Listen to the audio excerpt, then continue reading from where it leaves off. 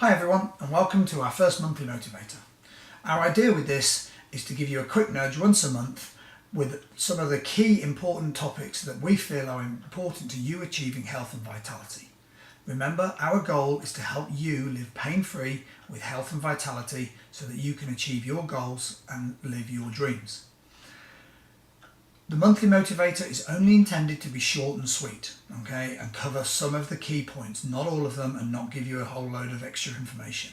If you want more information, feel free to contact us either directly or again request that we cover these points in more detail in some of our newsletters.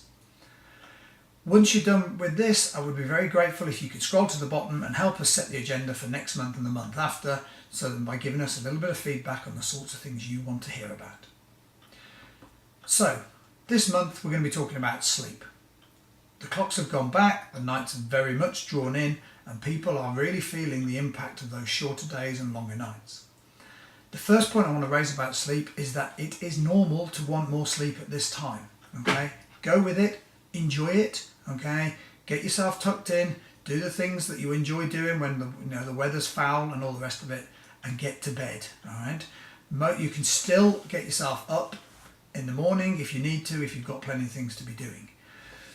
If you are one of those people that struggles in the morning, one of the things I really recommend is something called a Lumilight, which basically gives you a natural sunrise within your room to help you get up in a more natural state rather than relying on the screeching of either the radio presenter or the alarm. The second point to remember is that sleep is critical to our body's function. We do the vast majority of our growing, repairing and rejuvenating whilst we sleep.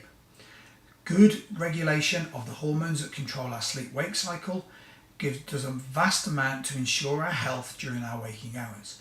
It also really helps enhance the balance of a lot of other hormonal functions within the body. The third point to understand is that our sleep is controlled by the moon.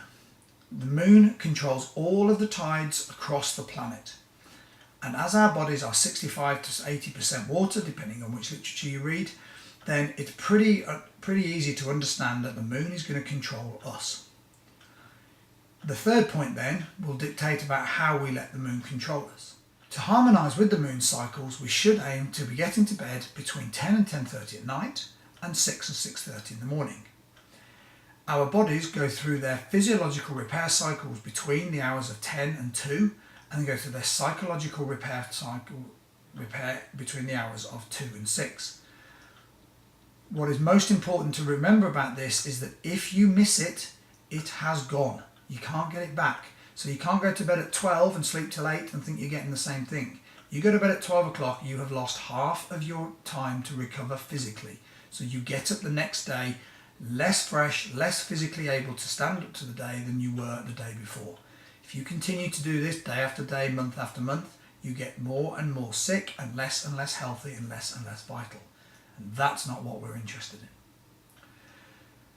The final point I want to talk to you about is some of the things you can do in order to maximise a good night's sleep. In order to achieve a good night's sleep, here are some steps that you can take. Start to unwind from about 9 p.m. Turn the lights down. Stop watching the gory TV programmes, maybe start to read a book. Avoid caffeine from 2 p.m. It is a stimulant and it takes 6 hours to eliminate and detoxify from your system half of the caffeine contained in 1 cup of coffee. Make sure that your evening meal is well balanced for your unique needs, making particularly sure that you get enough protein and fat in that meal. You may even find it better to increase the amount of protein you have just slightly in your evening meal, and that may help have a nice effect on the quality of sleep that you get. As I've said before, avoid stimulating TV programs. Don't watch the Death and Destruction Hour on TV when the news comes on at 10 o'clock.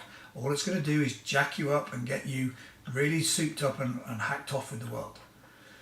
Avoid thriller novels just before bed. It might be good to read a page turner, but not if it takes your sleep and keeps you more awake than sleepy. Final point then is things like hot baths, relaxation techniques, meditation, breathing exercises and essential oils can all help to prepare you for a good night's sleep. Okay, that's it. If you've fallen off your sleep habits, follow these guidelines and you'll be right back on track in no time at all. But if you're really struggling, okay, with sleep, feel free to give us a call, drop us an email, whatever, pop in and see us. Often it's just a quick chat, particularly if you've worked with us before. You can come in for a quick chat, and that's all you need. Is enough of a nudge to get you back onto the right track again. And remember, with all of the things that we coach people through, you don't have to do them every time. Okay? As long as you're sticking to most of these 80% of the time, and 20% of the time is not a problem and your body can deal with it.